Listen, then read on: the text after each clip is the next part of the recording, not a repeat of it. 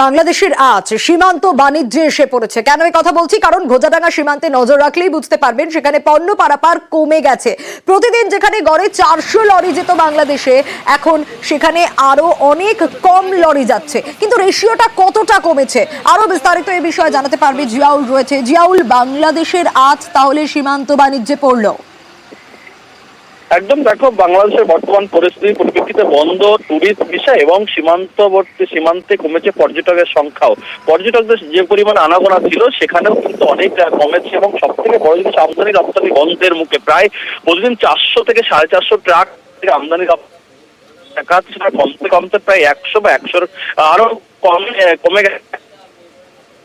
ফলে বাণিজ্যে কিন্তু একটা প্রভাব পড়তে শুরু করেছে। তখন যেভাবে বাংলাদেশের এই একটা অস্থির পরিস্থিতি তৈরি হয়েছেন, সেখান থেকে দেখতে গেলে আমদানি রপ্তানির প্রভাব পড়েছে এবং এই যেভাবে চলছে সেটা কিন্তু আরো চলতে থাকলে পুরোপুরি বন্ধ হয়ে যেতে পারে।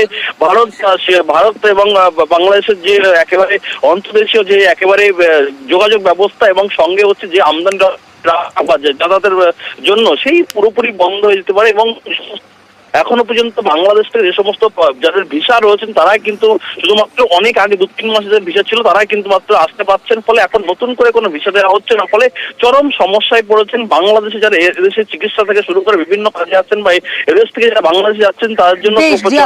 এবং সব থেকে যে অবস্থা, বাংলাদেশের অবস্থা খুব একটা ভালো।